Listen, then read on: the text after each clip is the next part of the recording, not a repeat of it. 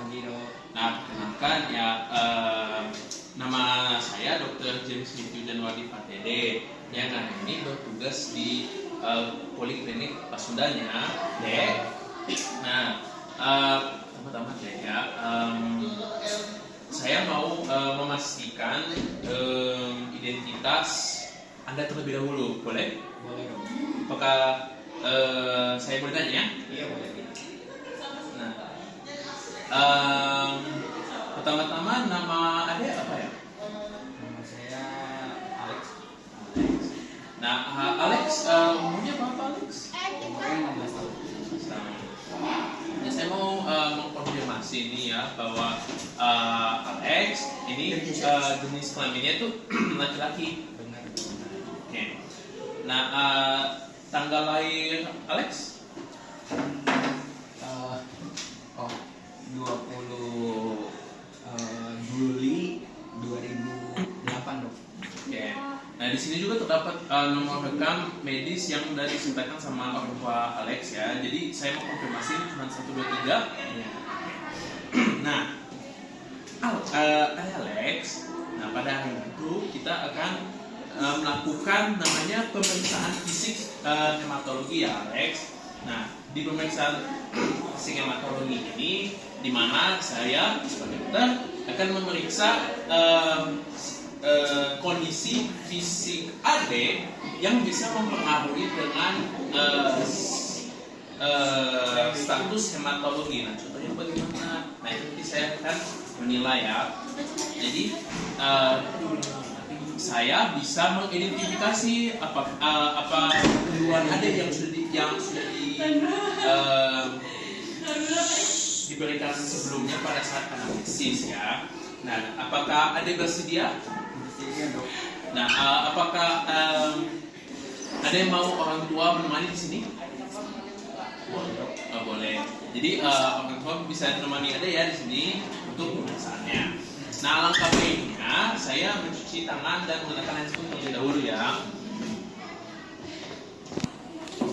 Mencuci tangan menurut 6 langkah WHO.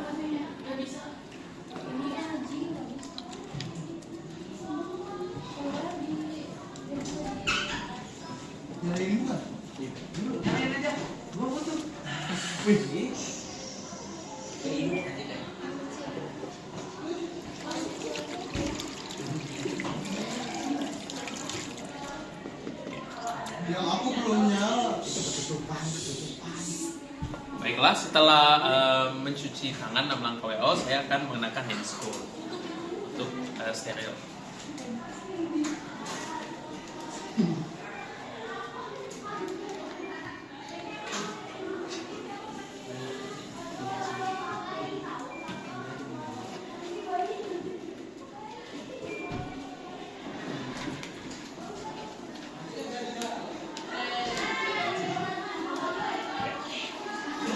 Setelah mengenakan handscoon, sekarang saya akan melakukan pemeriksaan fisik yang akan dilakukan saya. Nah, pertama-tama dahulu saya akan memperkenalkan dengan alat-alat yang digunakan dalam pemeriksaan fisik ini. Pertama ada tensi, ada termometer, ada penggaris yang saya akan gunakan nanti pada saat pemeriksaan abdomen.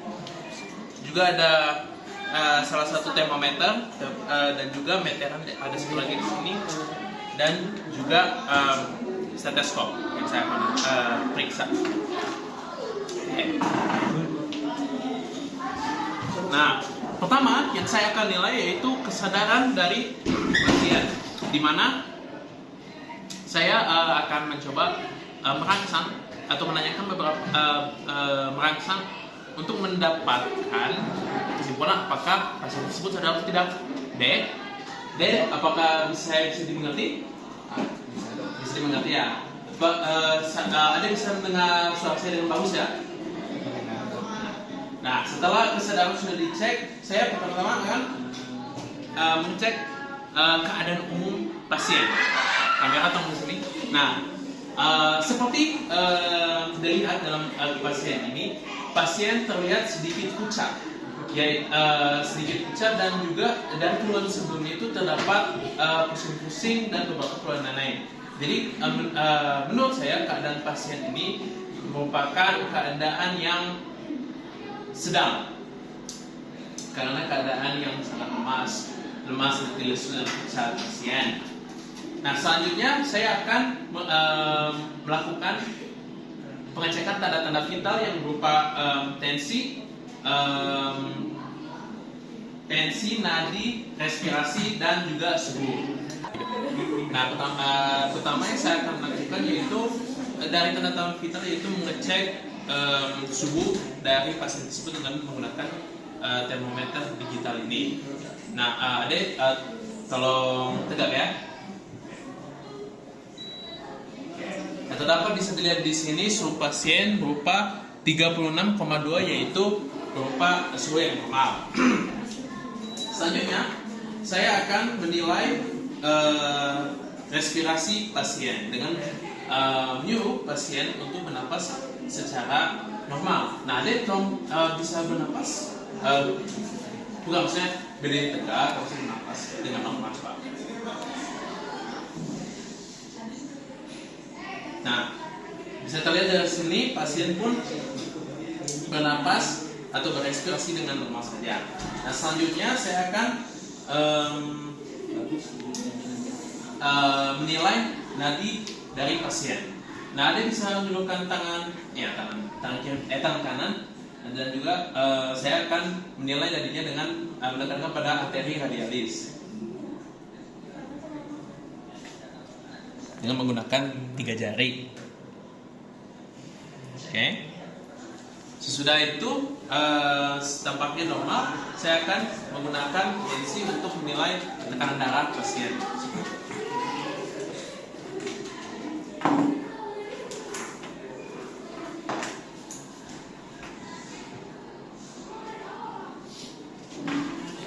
Nah, ini juga tangan kanannya nih.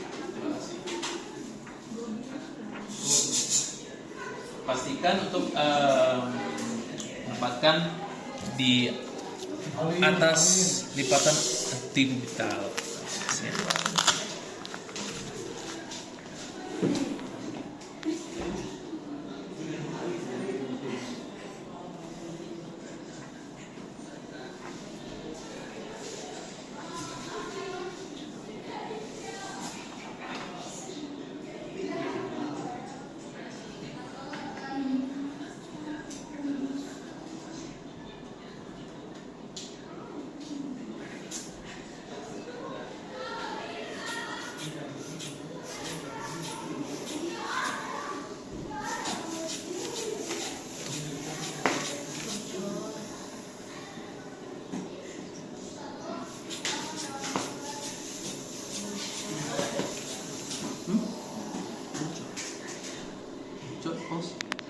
Satu, dua, tiga.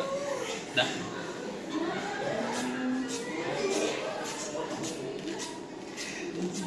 Sampai 190.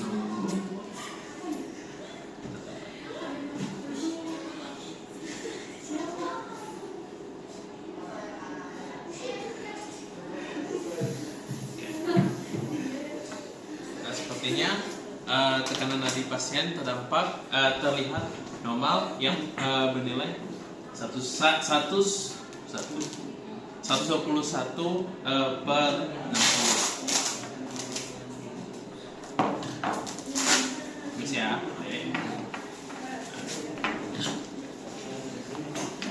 Nah, setelah menilai tanda-tanda normal, nah, selanjutnya saya akan menilai antropometrik, yaitu berupa tinggi badan dan juga berat badan. Nah, bisa tolong berdiri di sini.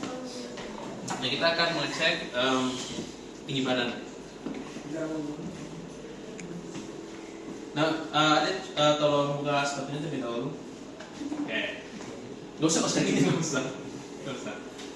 Berdirinya tegak, cuma pandangannya lurus. Oke. Kaki ke belakang sedikit. Oke.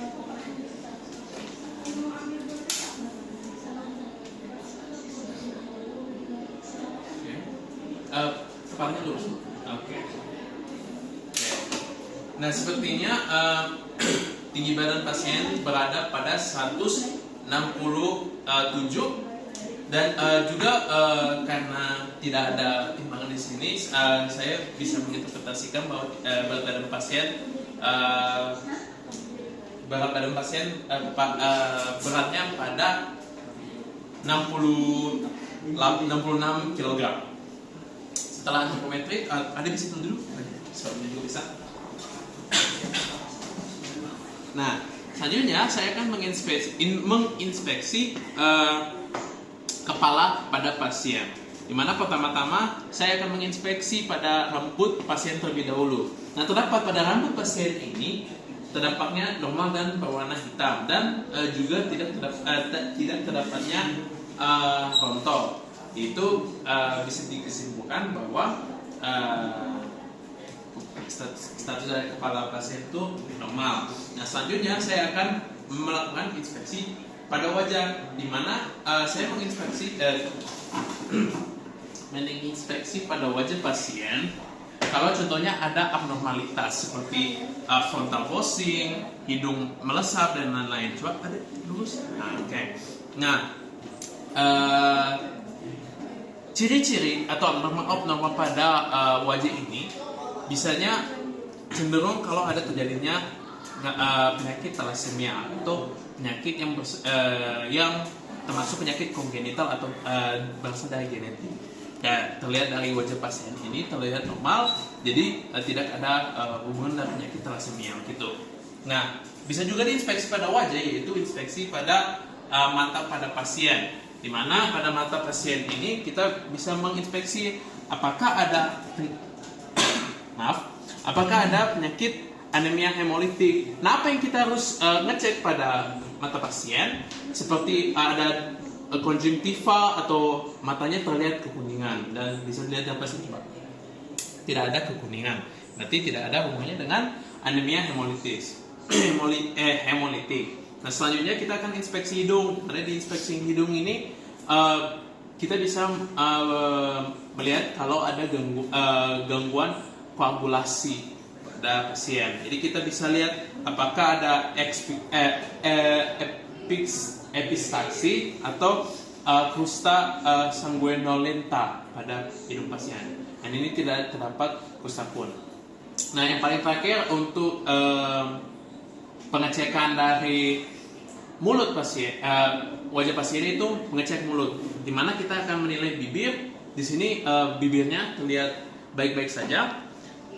Zoom kameranya sini. Nah, dan juga kita melihat bahwa gusinya berdarah atau tidak. Jadi adek bisa tolong buka mulut lebar-lebar. Nah, bisa lihat dari sini. Nah, bisa dilihat dari sini gusinya tidak terlihat pecah-pecah ataupun tidak terlihat pendarahan. Nah, selanjutnya kita akan menilai mukosa dan lidah. Coba dek, bisa lagi lidahnya keluar. Oke. Nah, di sini bisa dilihat lidahnya tidak terlihat retak-retak, pendarahan, dan juga mukosanya itu terlihat baik-baik saja dan terlihatnya normal. Nah, setelah wajah kita akan menilai kondisi leher dari pasien, di mana tujuan dari infeksi dari leher ini untuk mengecek kelenjar getah bening atau KGB-nya. Nah, kita tujuan mengecek tadi tolong tegak. Oke. Tujuannya kita menilai ini apa? Kita melakukan palpasi atau meraba apakah ada tonjolan atau abnormalitas dalam kelenjar getah bening pada pasien, dan terlihat di sini tidak terdapat adanya abnormalitas atau kelenjar yang kurang lebih. Nah, selanjutnya itu ada copos. Nah, setelah dilakukan semua pemeriksaan pada wajah atau area kepala, kita akan lanjutkan ke area badan tengah atau bagian tubuh tengah atau toraks gitu. Nah, saya akan meminta pasien terlebih dahulu untuk bisa tidur di bed tersebut untuk pemeriksaan toraks dan abdomen dan lain. Ada boleh duduk, boleh tidur terlentang. Jantung ini kita akan memeriksa beberapa lokasi dalam tubuh pasien. Yang poinnya adalah pemeriksaan toraks dan juga abdomen. Nah, pertama kita akan memeriksa jantung atau pemeriksa toraks ke pasien tersebut. Nah, Dek, saya mau minta tolong bisa membuka baju gitu, karena ini saya mau menilai jantung Adek gitu ya.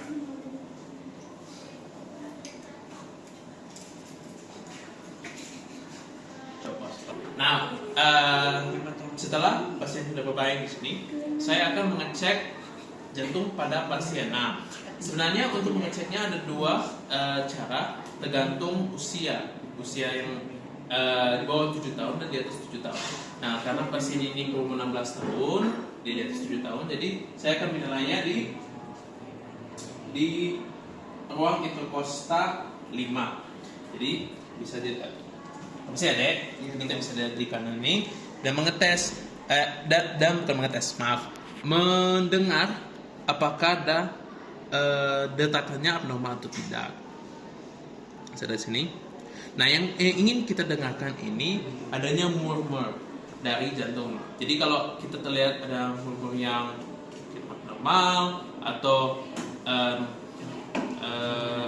detak yang abnormal juga atau takikardi, jadi kita bisa mencari tahu apakah itu berrelate atau berhubungan dengan penyakit. Dan di sini terdengarnya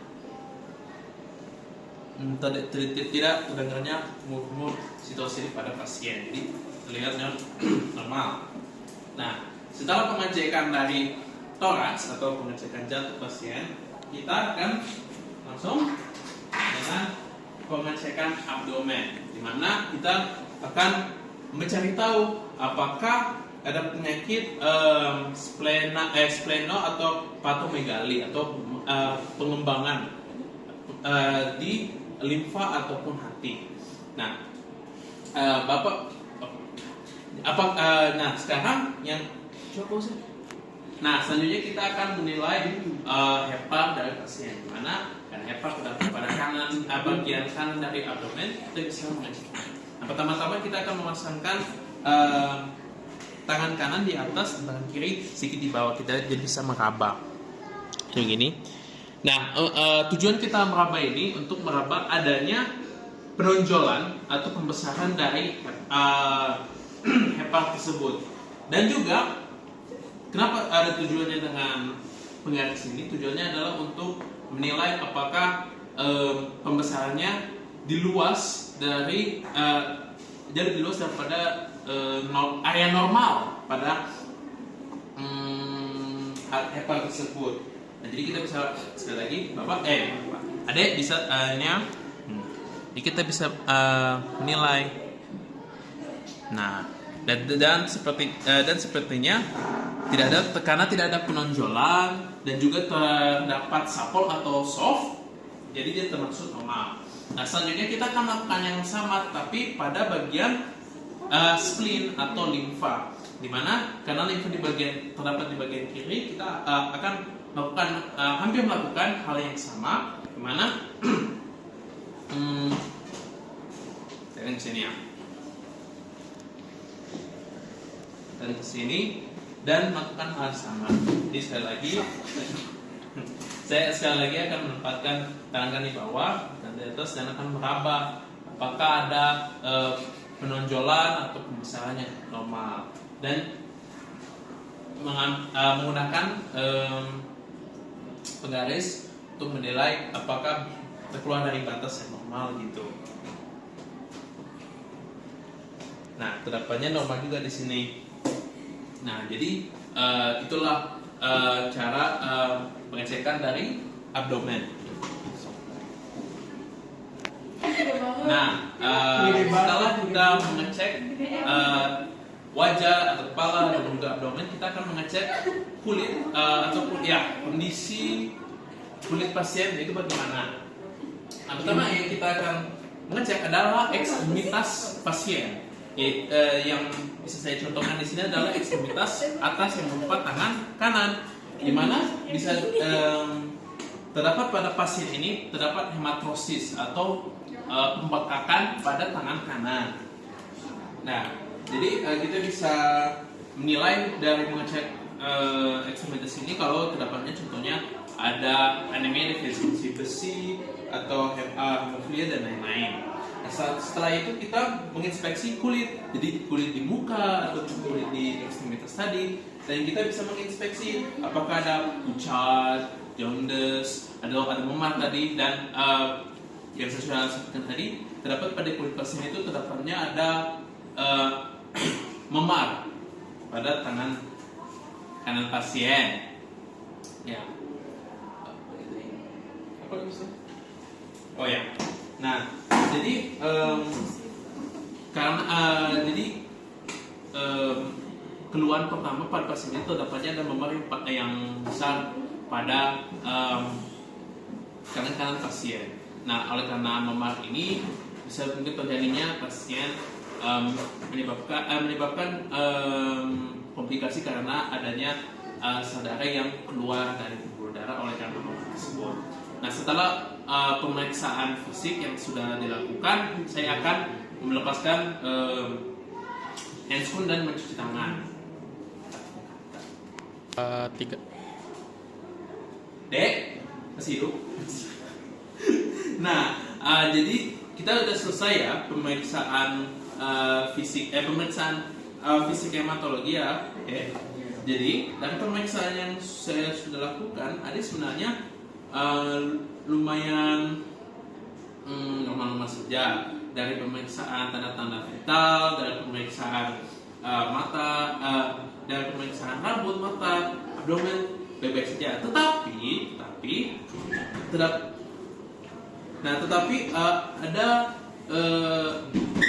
masalah, yaitu terdapat pada memar yang besar pada tangan kanan D. Nah, oleh karena itu, karena ada memar ini, jadi sel-sel darah yang dalam pembuluh darah D itu jadinya keluar ke dari pembuluh darah yang menyebabkan memar-memar besar itu, ya. Jadi itu bisa bermasalah. Nah, kita akan melakukan pengobatan pada saat nanti. Jadi jadi nanti bisa konsultasi lagi ke kami agar bisa pengobatan yang lebih lanjut supaya tidak ada contohnya komplikasi atau problem yang lain yang disebabkan oleh memar, ya. Apakah ada yang mengerti?